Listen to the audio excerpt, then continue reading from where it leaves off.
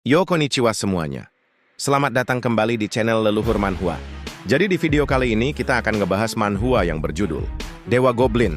Nah, buat teman-teman yang belum nonton video sebelumnya, Mimin saranin nonton dulu, supaya kalian gak kebingungan sama alur ceritanya. Tapi buat kalian semua yang mau Mimin semakin semangat buat uploadnya, jangan lupa tinggalin subscribe, like, dan komentar kalian sebagai bentuk apresiasi dari kalian. Karena semakin ramai interaksi dalam video ini, sudah pasti bakal bikin Mimin jadi semakin rajin upload juga. Jadi jangan lupa komentar meskipun itu cuman emoticon. Ya udah nggak usah lama-lama, kita langsung aja yuk gas ke videonya.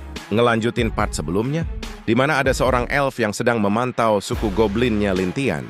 Merasa ada yang aneh, si elf itu langsung segera pergi dari tempat persembunyiannya dan pergi pulang untuk menjumpai pemimpin mereka.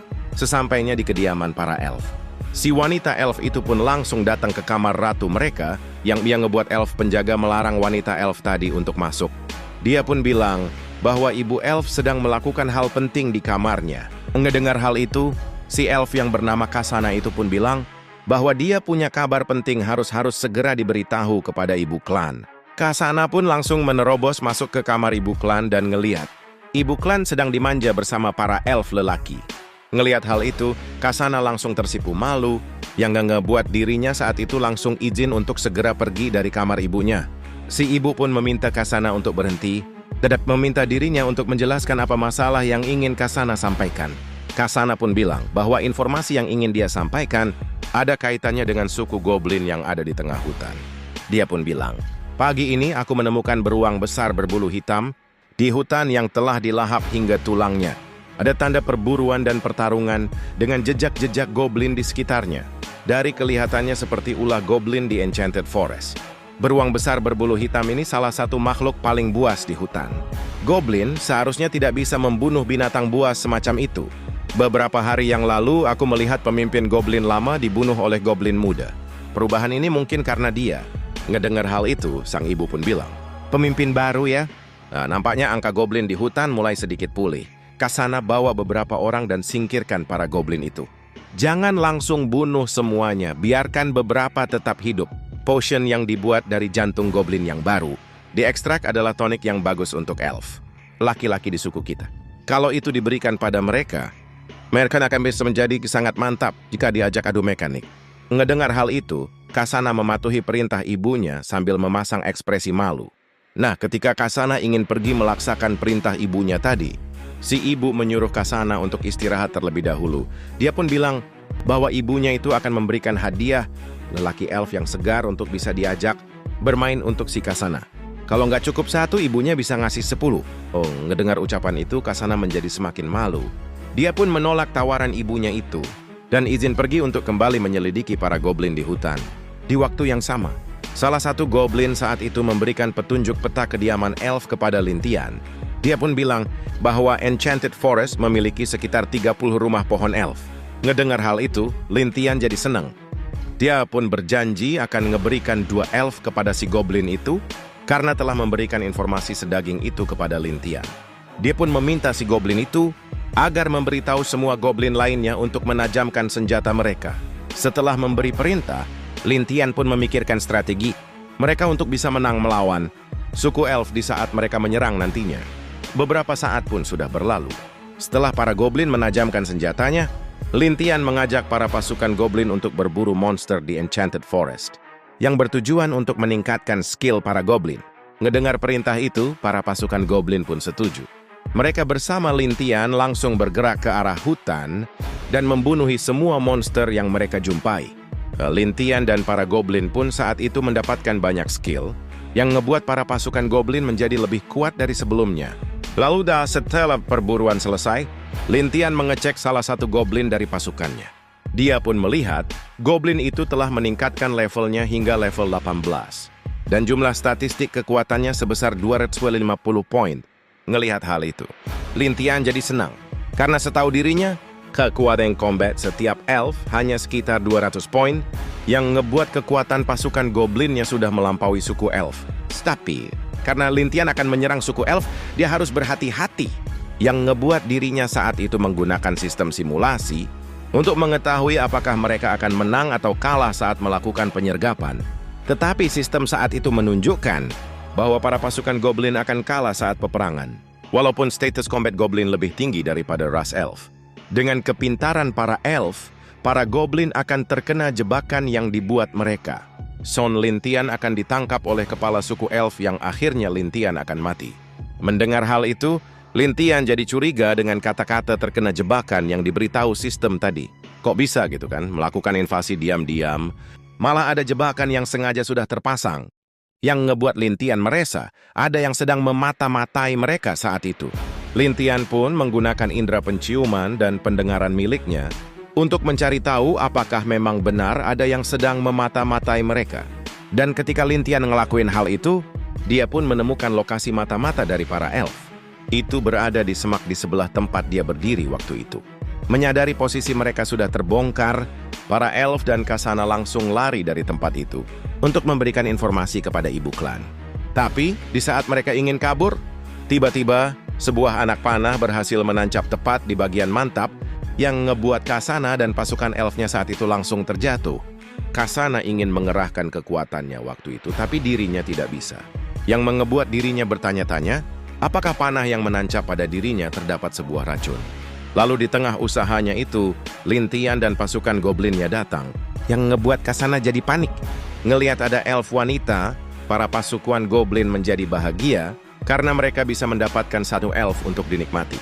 Lintian pun menyuruh pasukan Goblinnya untuk mengambil semua Elf yang terjatuh waktu itu dan ngebawa mereka kembali ke suku Goblin.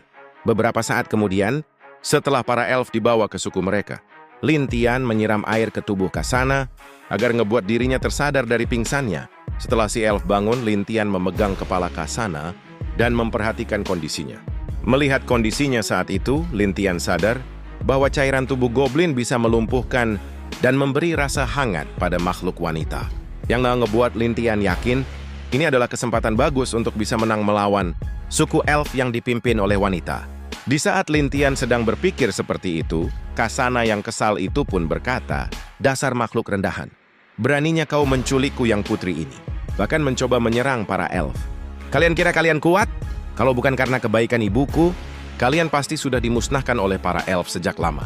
Kalau kau menyentuh sehelai rambutku saja, ibuku tidak akan memanfaatkanmu." Ngedengar hal itu, Lintian jadi tersenyum. Dia pun melepaskan genggamannya dari Kasana. Dia pun bilang, kebaikannya? Elf yang kau bicarakan dengan Elf yang dibicarakan bawahanku nampak berbeda. Bawahanku mungkin bodoh, tapi mereka tidak pernah berbohong. Kau bilang para Elf bisa saja menyingkirkan semua Goblin di hutan, tapi masih ada banyak Goblin hidup di hutan. Pastinya bukan karena kebaikan semata. Tidak perlu menjelaskan lagi. Aku akan memimpin suku Goblin malam ini dan pergi ke kediaman kalian. Setelah mengatkan hal itu, Lintian pun menyuruh dua pasukan Goblinnya untuk pergi melepaskan dua Elf yang tersisa dan menyuruh mereka untuk melahap para Elf itu. Dan untuk Kasana, Lintian pun bilang bahwa dia akan menyantap Kasana secara pribadi saat itu juga. Ngedengar hal itu, Kasana jadi panik. Dia pun meminta Lintian untuk tidak ngelakuinnya.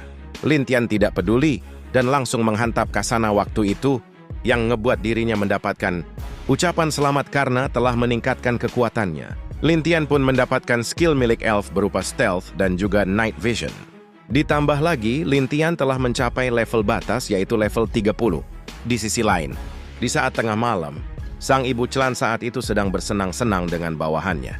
Karena sudah tidak kuat, bawahannya itu minta pause dulu karena lutut mereka udah kopong. Ngedengar hal itu, si ibu Elf itu pun menyetujuinya dan memberikan mereka waktu istirahat. Kemudian si ibu Elf memanggil seorang penjaga dan bertanya apakah Kasana sudah kembali.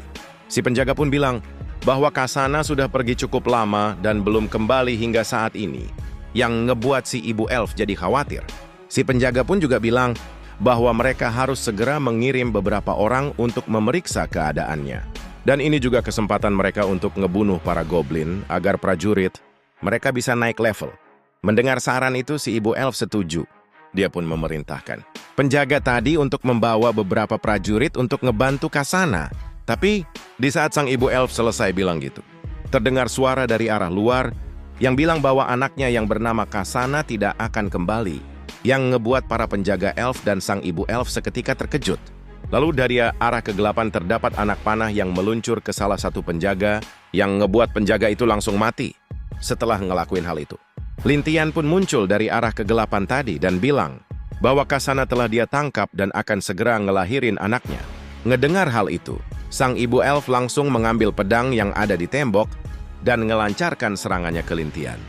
Lintian pun dengan mudah menghindari serangan itu dan bilang ke ibu EKF bahwa sukunya telah dikepung oleh para goblin, yang ngebuat Lintian meminta si ibu elf untuk menyerahkan dirinya. Ya lalu tadi ketika si ibu elf melancarkan serangannya tadi, tiba-tiba dia pun terjatuh dan tidak bisa menggerakkan tubuhnya, yang ngebuat dirinya saat itu bertanya-tanya, apa sebenarnya yang sudah terjadi? Lintian pun saat itu ngejelasin ke ibu elf dengan bilang bahwa anak panah yang tertancap pada dirinya sebelumnya telah dilapisi cairan goblin, yang ngebuat si ibu elf seketika langsung lumpuh. Mendengar hal itu, si ibu elf pun menjadi kesal. Lintian pun kembali melanjutkan perkataannya dengan bilang, saat aku di luar, aku dengar kau bicara tentang meningkatkan prajuritmu dan membuat potion stimulasi. Rupanya elf selalu menggunakan goblin seperti ini ya. Tapi kurasa kau tidak menyangka kalau suatu hari goblin akan membalasnya. Mendengar perkataan itu, sang ibu elf jadi teringat dengan perkataan dari Kasana sebelumnya yang membuat dirinya yakin bahwa goblin yang ada di depannya itu adalah pemimpin baru dari suku goblin. Di tengah lamunannya, terdengar suara teriakan minta tolong yang ngebuat si ibu elf bertanya, apa yang sebenarnya udah terjadi? Lintian pun menyeret si ibu elf ke arah jendela dan memberikan pertunjukan kepada dirinya. Itu tidak lain adalah pembantaian yang dilakukan para goblin kepada suku elf saat itu. Melihat hal itu, si ibu elf jadi semakin kesal. Dia pun bertanya apa yang sudah Lintian lakukan kepada sukunya. Lintian pun bilang, sekarang goblin tidak lebih lemah dari para elf. Jadi kau tak akan mampu melawan. Ketika elf punya kekuatan, mereka membantai para goblin. Jadi wajar saja goblin ingin balas dendam saat sudah lebih kuat. Kusarankan kau hadapi kenyataan. Aku butuh prajurit goblin yang lebih kuat. Jadi aku masih membutuhkanmu, muehehehe. Tentang hidup dan matimu, setelah mencapai itu semuanya bergantung pada sikapmu sebagai Holy Mother. Mendengar perkataan itu, seketika ibu elf jadi terdiam. Dirinya yang tidak menyangka sukunya bakal dibantai goblin, ngebuat dirinya tidak bisa berkata apa-apa lagi. Sehingga dia pun langsung memohon kepada Lintian untuk ngebebasin anak-anaknya. Kalau Lintian ngelakuin hal itu, dia berjanji akan melakukan apapun yang Lintian inginkan kepadanya. Bahkan dia pun bersedia membawa anak-anak perempuannya tinggal bersama Lintian dan melahirkan anak-anak Lintian di masa depan. Keesokan paginya, para elf pun ditahan di dalam sebuah kerangkeng. Di sini ibu elf pun berjumpa dengan anaknya si Kasana. Kasana nangis saat itu dan bertanya kepada ibunya apa yang harus mereka lakukan saat ini. Si ibu pun menjawab bahwa mereka tidak bisa ngelakuin apapun karena kesalahan ibunya itu sendiri. Sehingga nasib mereka saat ini hanya sebagai pabrik anak oleh para goblin. Ngedengar nasibnya jadi seperti ini, Kasana jadi makin sedih. Info sebentar mulai seterusnya. Mimin akan manggil ibunya si Kasana dengan Holy Mother aja. Karena di komik ini nggak ada kasih spoiler nama sedikit pun. Oke, kita lanjut. Di sini, Lintian pun datang ke kerangkeng Holy Mother dan Kasana dan bilang kepada mereka, kalian sebaiknya di dalam dan menunggu kelahiran. Aku akan mengatur makan kalian tiap harinya. Kalau ada yang menunjukkan niat buruk, jangan salahkan aku kalau sikapku kejam dan membunuh kalian semua. Ngedengar hal itu, si Holy Mother pun setuju. Tapi di sini, si Holy Mother punya sebuah permintaan kepada Lintian. Dia pun meminta izin kepada Lintian untuk mengurus anak-anak yang sudah lahir dari para elf maupun anak-anak goblin. Karena menurutnya, mereka juga anak-anak dari si Holy Mother. Yue yang ngedengar hal itu pun bilang ke Lintian bahwa dirinya juga tidak bisa mengurus banyak anak sekaligus. Yang ngebuat Lintian saat itu pun menyetujui permintaan dari Holy Mother. Setelah mengatakan hal itu, Lintian jadi penasaran apa efek yang dia dapatkan setelah QQ bersama Holy Mother, yang ngebuat dirinya saat itu meminta panel sistem untuk menunjukkannya. Sistem pun muncul saat itu dan bilang bahwa Lintian telah mendapatkan tambahan kualifikasi yang dikonversi menjadi peningkatan atribut kekuatan dirinya. Ngelihat hal itu, Lintian pun bertanya-tanya, apakah kualifikasinya saat ini sudah mencapai level maksimal yang ngebuat sistem mengkonversi hal itu menjadi sebuah atribut. Menyadari hal itu, Lintian pun langsung berniat untuk meningkatkan kekuatannya lagi dengan mencari individu yang lebih kuat darinya. Sehingga kalau dia menemukannya, dia bisa QQ dan membuat individu itu melahirkan anaknya. Setengah bulan pun berlalu, terdengarlah suara jeritan para elf yang sedang melahirkan. Melihat hal itu, Lintian pun nanya ke Yue berapa anak yang mereka punya saat ini. Yue pun menjawab bahwa mereka punya 30 atau 40 anak sekarang. Lalu di tengah perbincangan mereka, terdengar suara jeritan yang sangat kuat dari Kasana, yang ngebuat Lintian saat itu terkejut. Lintian pun langsung bergegas bergerak ke kerangkengnya Kasana. Dan terlihatlah Kasana yang ingin melahirkan. Melihat anaknya yang terus teriak kesakitan, Holy Mother meminta tolong kepada Lintian untuk menolong anaknya itu. Karena ini baru pertama kalinya Kasana melahirkan seorang anak yang ngebuat kondisinya menjadi sekarat. Ngedengar hal itu, Lintian langsung menyuruh Yue ngebantu dirinya untuk ngebukain kakinya si Kasana.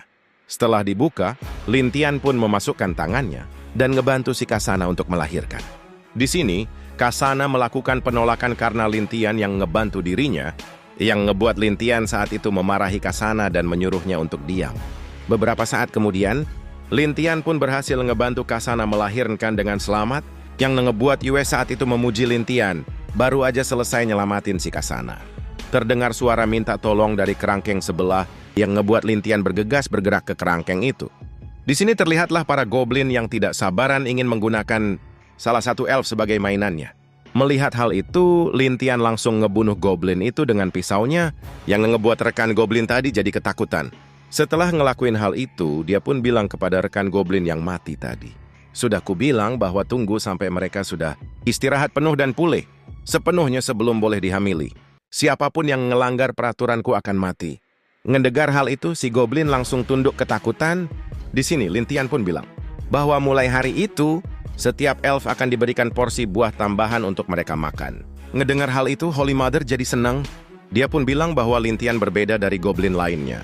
Lintian yang ngedengar itu pun bilang bahwa dia pasti akan melakukan hal yang baik kalau mereka menjaga sikap mereka sesuai peraturan yang dibuat. Beberapa saat kemudian, Lintian pun memulai simulasi kehidupannya di sistem. Sehingga sistem pun saat itu mensimulasikan skenario Lintian saat ini. Sistem pun bilang, setelah banyak usaha, Anda telah menaklukkan suku elf dan membuat hamil semua wanita elf. Setelah para elf hamil, mereka akan melahirkan goblin dengan atribut yang lebih kuat daripada goblin biasa. Karena suku akan tumbuh lebih besar, Anda memutuskan untuk balas dendam pada Loader dan yang lainnya.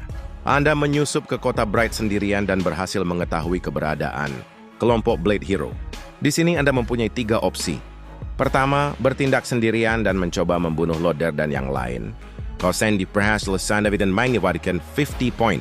Kedua, pimpin para goblin untuk balas dendam dan bantai kota Bright. Anda akan mendapatkan 30 poin kalau ini berhasil. Ketiga, menunggu dan melihat. Jika Anda pikir waktunya belum tepat, amati sedikit lebih lama, Anda akan mendapatkan 10 poin kalau memilih opsi ini.